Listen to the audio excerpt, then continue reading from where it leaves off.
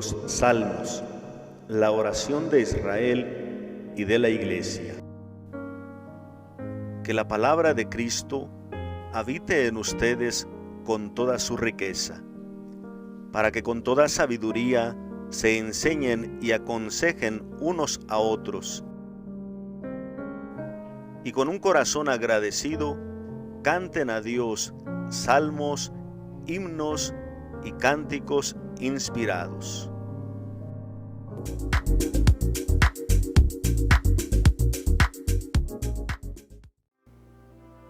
Salmo 83. Señor, no te quedes callado, no estés mudo e inactivo, oh Dios. Mira que tus enemigos se amotinan y los que te odian levantan la cabeza.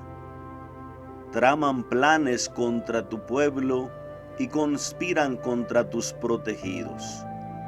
Dicen, vamos a destruirlos como nación, que nunca se recuerde el nombre de Israel. Así han decidido unánimemente concertar un pacto contra ti, beduinos, idumeos, ismaelitas, moabitas, agarenos, biblos, Amón, Amalec, filisteos, habitantes de Tiro. También Asiria se alió con ellos, prestaron refuerzos a los hijos de Lot. Trátalos como a Madián, como a Sísara, como a Yabín, junto al torrente Quizón. Cuando fueron aniquilados en En-dor y sirvieron de estiércol para el campo, trata a sus príncipes como a Oreb y Seb, a sus capitanes como a Seba y Salmaná, que arengaban, conquistemos estas fértiles praderas. Dios mío, conviértelos en vilanos, en paja a merced del viento, como fuego que quema el bosque, como llama que abrasa los montes. Persíguelos así con tu tormenta, atérralos con tu huracán, cúbreles el rostro de ignominia, para que busquen tu nombre, Señor. Desconcertados y confundidos para siempre, queden humillados y perezcan, y reconozcan que tu nombre es el Señor, el Altísimo sobre toda la tierra. Gloria al Padre y al Hijo y al Espíritu Santo, como era en el principio, ahora y siempre, por los siglos de los siglos. Amén. Composición del Salmo 83. En cuanto a su género, es como una súplica imprecatoria. Una súplica, pues, es una petición. Pedirle, suplicarle a Dios que haga algo, que intervenga. Pero una súplica imprecatoria es cuando se le pide que haga algo en contra de los enemigos. Ya en varios de los salmos hemos explicado estos aspectos. También el primer tema de esta colección de salmos, que fue la introducción, explicamos también este término de imprecación o este género de salmos, que es cuando el orante le pide a Dios la destrucción de los enemigos. Ellos, por esta idea de destruir el mal, de destruir el pecado, pues pensaban que destruyendo al pecador se destruía el pecado. Todavía no había esa distinción de la persona y el pecado, y mucho menos pues esa reflexión que nos enseña Jesús, que hay que buscar al pecador, rescatar al pecador. Todavía no había esta distinción, por eso se pide la destrucción de los pecadores. Este es un salmo de imprecación, un salmo de súplica. ¿Para quiénes? Para los pueblos vecinos de Israel, que se han aliado para destruirlo, para hacerlo desaparecer como pueblo. El orante suplica en nombre del pueblo para que Dios más bien haga desaparecer a estos contrarios, a estos enemigos, a estos invasores. Históricamente se puede relacionar este salmo sobre todo con la situación que, por ejemplo, vemos en los salmos 20 y 21 con la invasión de los pueblos, especialmente Asiria y Babilonia, cuando destruyen Israel y también destruyen Judá. Muchos de los pueblos vecinos se aprovecharon de la situación de Israel y de Judá como para irse apoderando de los bienes. Incluso antes de esta destrucción de los pueblos, pues también se iban aliando varios de esos pueblos vecinos contra Israel o contra Judá. Posiblemente haga referencia a estas situaciones. En el capítulo 7 de Isaías también, por ejemplo, se va narrando la alianza de incluso Israel en el norte con los pueblos vecinos más al norte, que serían Siria en Damasco, contra Judá, contra el rey de Judá. Es decir, hay siempre este tipo de alianzas que se van presentando en los pueblos vecinos para luchar contra Israel o contra Judá.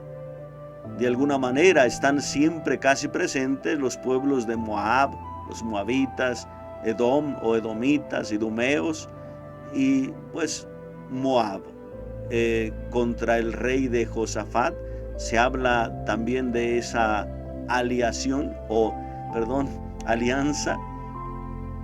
de estos pueblos contra Josafat. Es decir, son esos momentos que de alguna manera se están describiendo en el Salmo. ¿Cómo podemos estructurar este Salmo 83? El verso 2 es como la invocación inicial, la súplica que se le hace a Dios: no te quedes mudo, que Dios intervenga, que Dios actúe.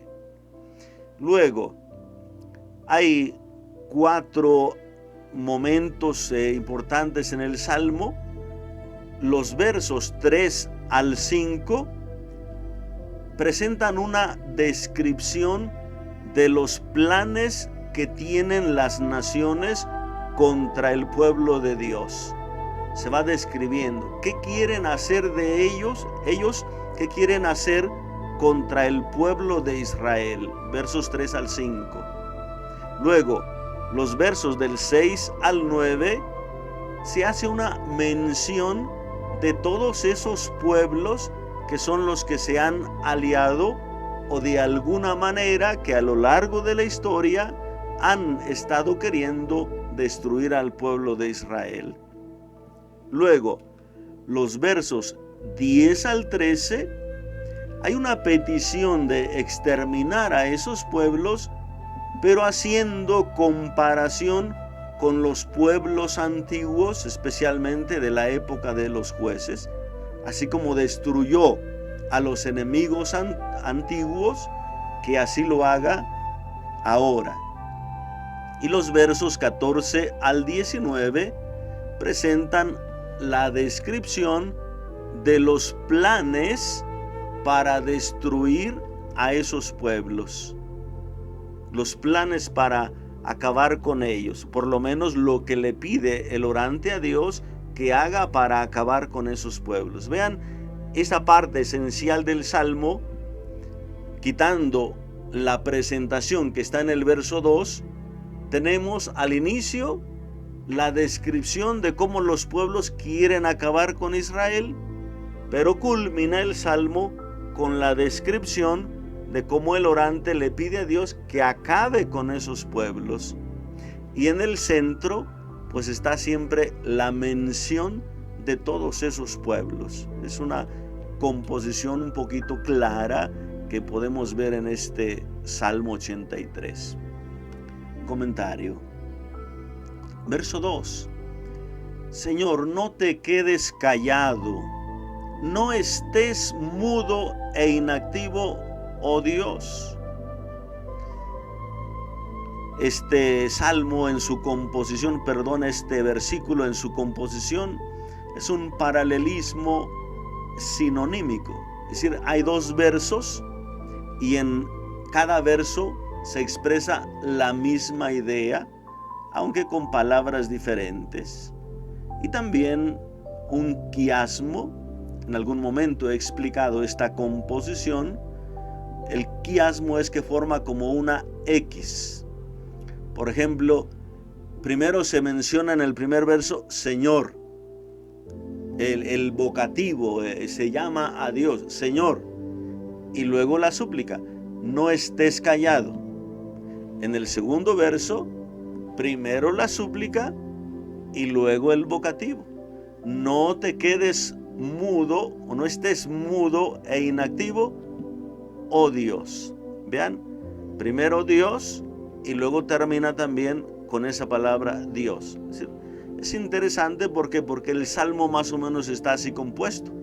Como veíamos en las otras partes, primero la mención de la descripción de cómo ellos quieren destruir y culmina también con esa misma mención.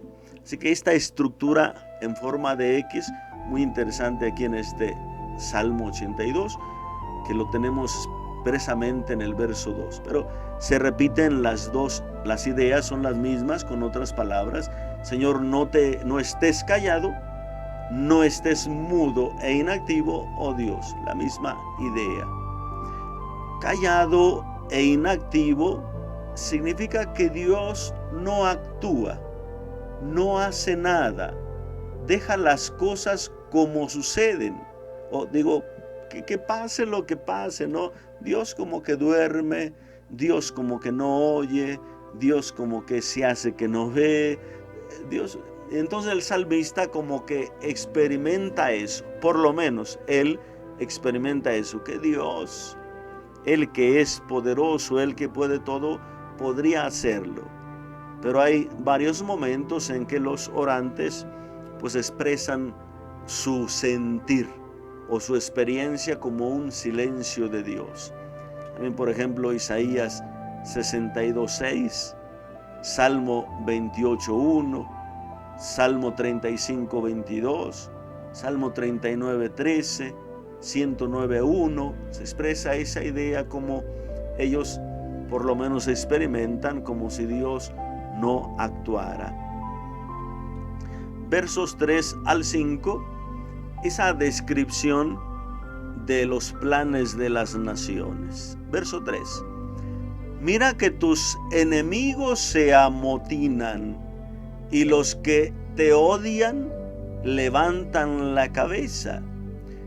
Amotinarse, es decir, se expresa como un ruido, como un estruendo de la multitud, como si fueran toros, como si fueran novillos, como una jauría, es decir, como una manada, es decir, cuando se juntan muchos, es decir, como que dan miedo con todo eso.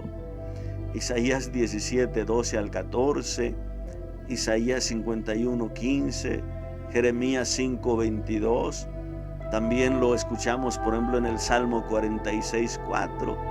Entonces se amotinan, se juntan los enemigos y esos que lo odian levantan la cabeza. Levantar la cabeza significa salir triunfantes. Ese es el orgullo de sentirse superiores. Levantan la cabeza como siendo ellos pueden hacer lo que quieran. Puede verse en Job 10:15, ese sentido de levantar la cabeza como orgulloso, como si ellos lo pueden todo. Aquí hay una idea muy interesante, vean. dice aquí el orante, tus enemigos se amotinan. Le dice a Dios, tus enemigos. Y los que te odian, como que ellos tienen esta idea, los israelitas o los judíos,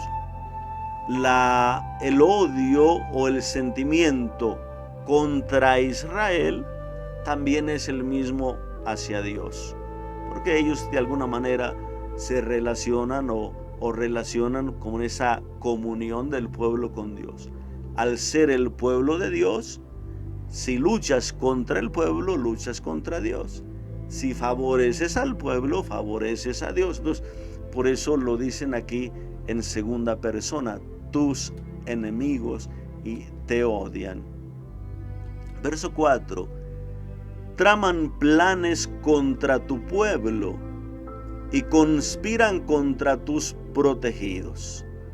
Vean otra vez un paralelismo, la misma idea en los dos renglones. Traman planes contra tu pueblo, conspiran, lo mismo que tramar planes, contra tus protegidos.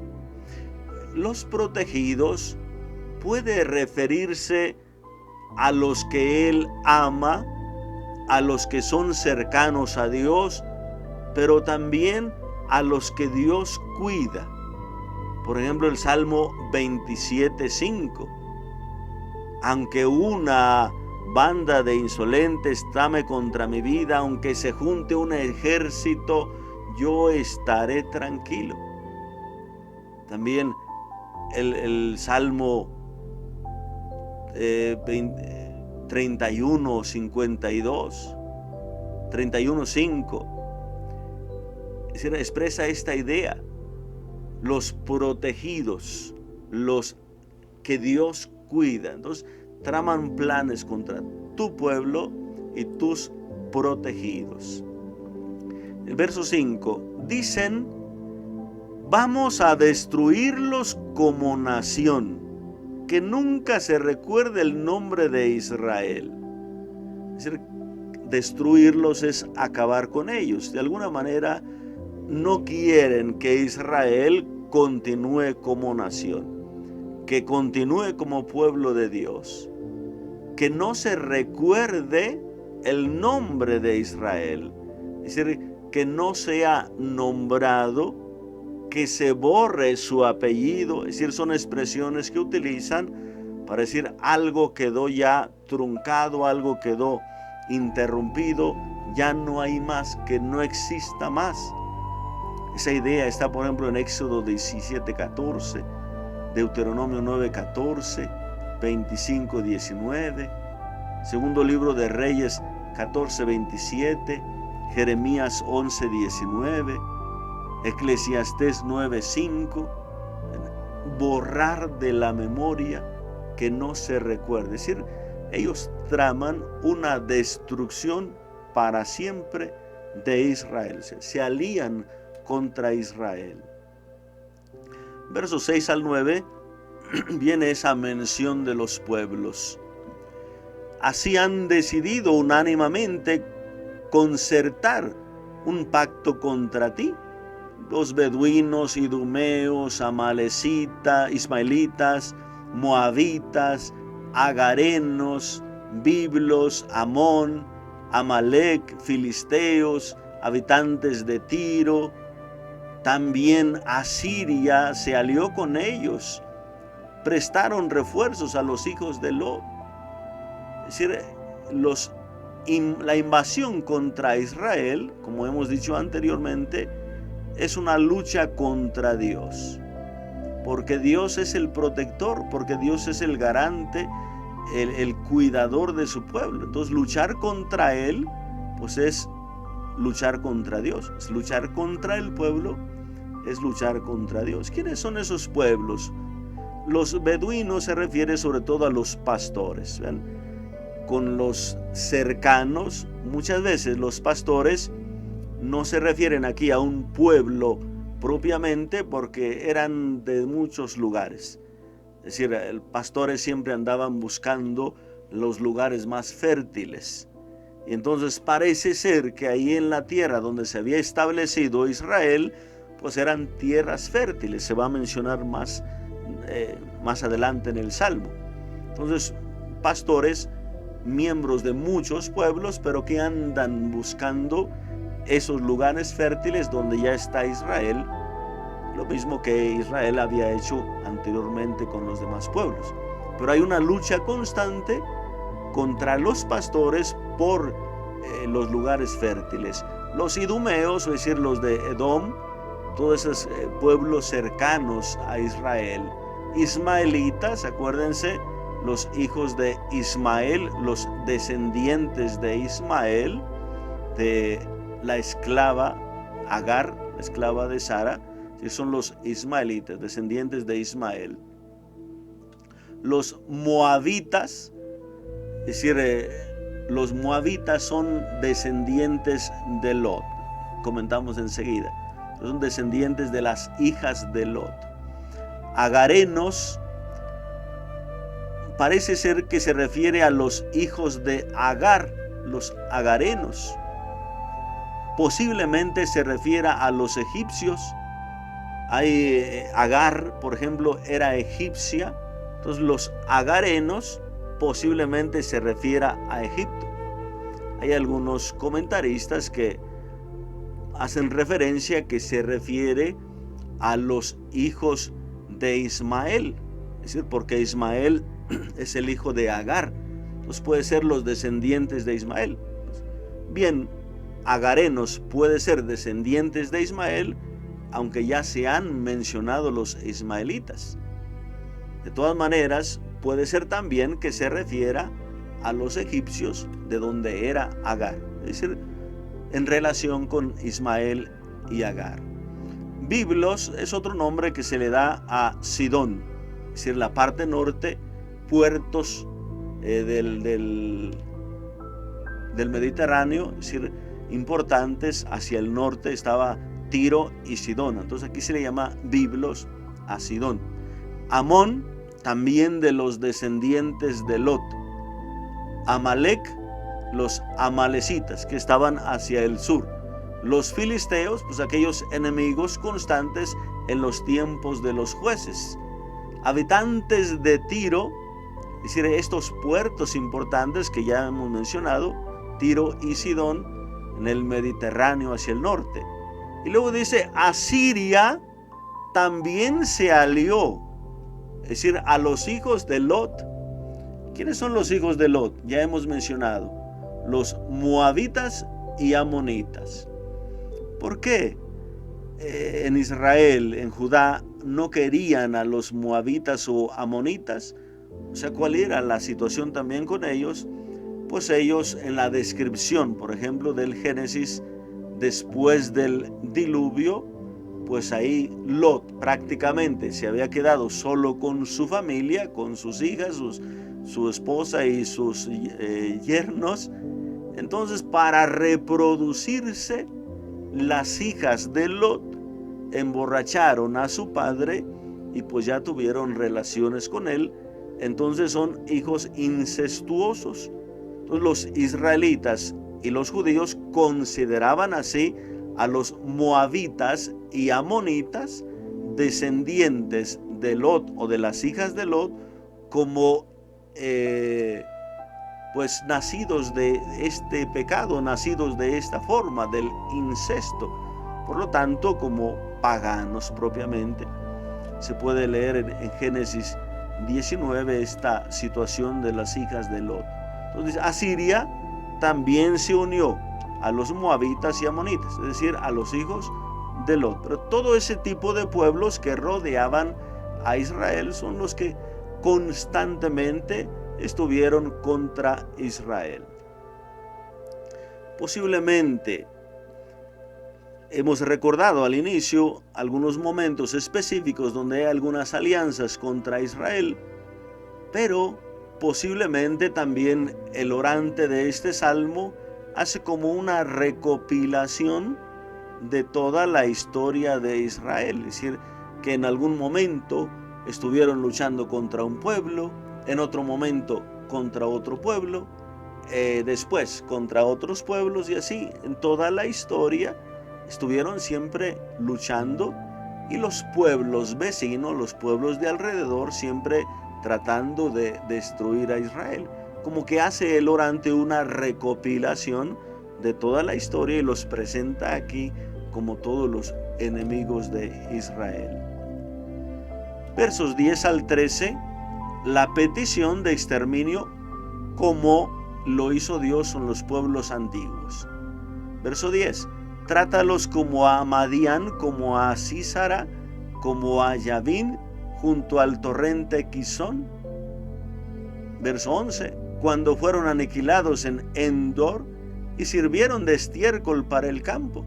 Verso 12, trata a sus príncipes como a Oreb y Zeeb, a sus capitanes como a Seba y Salmaná. Verso 13, que pretendían, que arengaban o decían: conquistemos estas fértiles praderas. Estos pueblos destruidos, o más bien un pueblo, se refiere sobre todo a los madianitas, que eran los enemigos del pueblo en los tiempos de Gedeón. Esta mención de todos ellos, Sísara, Yavín, etc., Oreb, Zeeb, Seba, Salmaná, eran los príncipes madianitas contra los que estuvieron peleando los jueces y de manera especial Gedeón. Entonces, así como hizo Dios a través de Gedeón, destruyendo todos estos príncipes de Madián, así lo haga ahora el Señor contra los demás pueblos, o así haga siempre contra todos los pueblos que luchan contra Israel. Estiércol para el campo, es decir, que sea pisoteado por el ganado, o que ya no se le tiene ningún otro beneficio. Recuerdan cómo Jesús en algún momento habla a los discípulos que cuando la sal pierde su sabor, ya no tiene ningún sentido, se echa al camino para que la pisoteen los animales. Es decir, en algún momento se utilizaba todo tipo de basura para hacer rellenos en los caminos. Es decir, ya no tienen otra utilidad, solo para rellenar. Entonces la sal o la basura, la sal que pierde su sabor, o la basura, para echarla al camino, para que sirva de relleno en algunos baches, pero también la basura como estiércol, como como abono orgánico para los campos. Entonces, que sean destruidos estos, así como aquellos quedaron prácticamente inservibles, que así se haga ahora, estiércol para el campo. Ellos codiciaban las praderas fértiles de Israel. Ya hablamos especialmente de los pastores y los pueblos que pues estaban luchando siempre por conquistar o por adueñarse de los lugares más fértiles. Esa fue también la misma situación de Israel.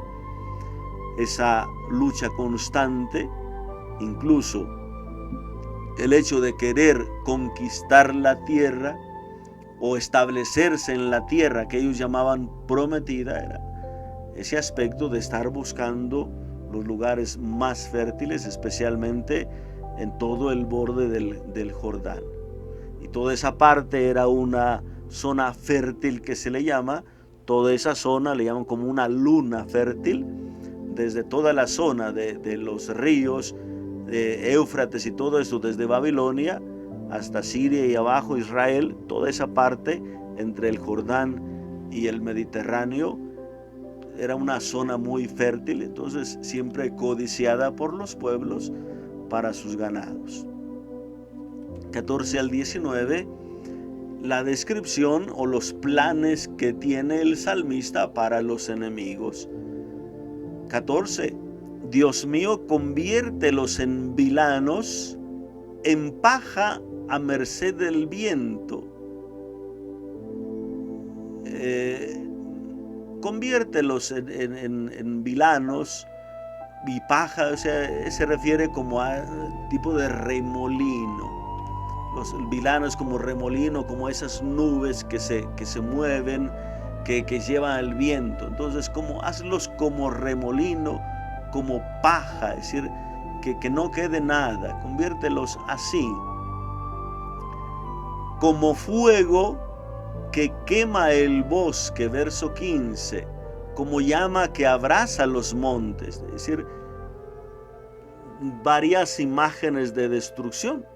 Primero el viento que se lleve, como se lleva la paja, como se lleva las nubes o esos remolinos. Y luego que sean como pasto quemado por el fuego, como llama que abraza los montes. Verso 16. Persíguelos así con tu tormenta, atérralos con tu huracán. Vean todos estos fenómenos naturales que de alguna manera para ellos eran como manifestaciones de Dios. Son fenómenos que ellos no pueden controlar, que salen de su comprensión o control. Entonces ellos decían, solo Dios puede con esto. Y de alguna manera son manifestaciones de Dios. Tormentas, rayos, truenos, remolinos, tantas cosas eran para ellos de alguna manera como manifestaciones de Dios. También en las teofanías o manifestaciones divinas se mencionan todo este tipo de elementos naturales. Verso 16. Cúbreles el rostro de ignominia para que busquen tu nombre, Señor. Es decir, llénalos de vergüenza. El rostro cubierto significa que puedan ser ahora avergonzados. En el verso 3 habíamos leído que ellos andan con el rostro levantado, con la cara levantada, andan muy orgullosos pensando que no les pasará nada. Entonces dice aquí, cúbrelos de rostro, que se cubran el rostro llenos de vergüenza.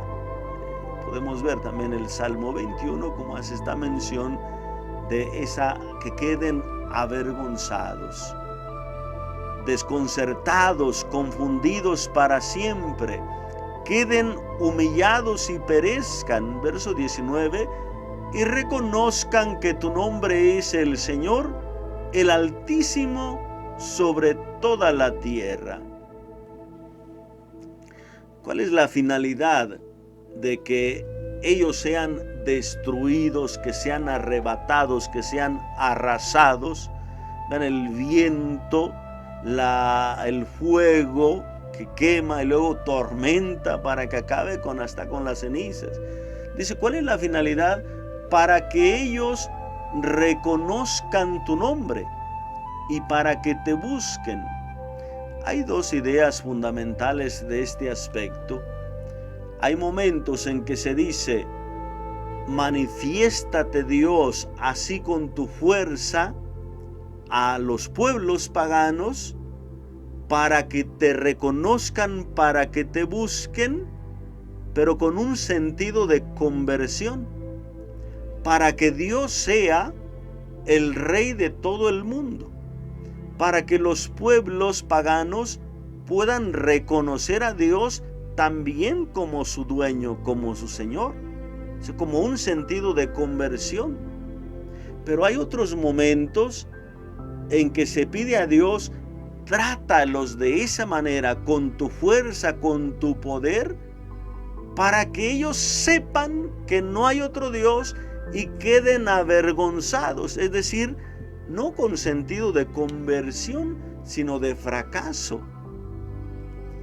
Recordemos un poquito en segundo libro de Macabeos, el capítulo 9, cómo menciona la situación, por ejemplo, de Antíoco Epífanes.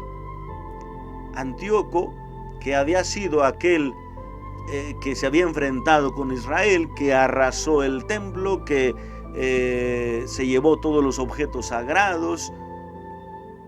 Entonces, ¿cómo terminó Antíoco? Fracasado, destruido, pero reconociendo, me puse a pelear contra el Dios Todopoderoso, quedé fracasado. Contra Él nadie puede. Vean, pero no queda con un sentido de decir, reconozco al Señor como mi Dios, lo acepto como mi Señor, termino reconociendo su nombre. No, sino sé que Él es el Señor Todopoderoso, contra Él nadie puede, y me siento fracasado por haber luchado contra Él, pero sin conversión.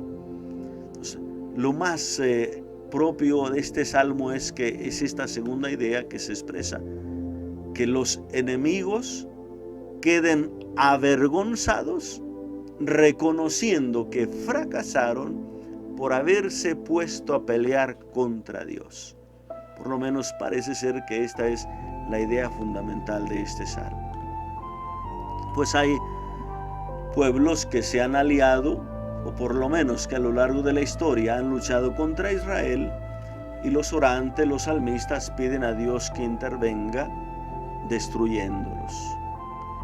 Nosotros, queridos hermanos, recuerden, ya hemos comentado, no podemos orar pidiendo la destrucción de los enemigos, con esta imprecación o estas expresiones que sean destruidos los enemigos, que esa persona que me odia, que me hace el daño, le vaya mal, que fracase. No, no podemos orar así.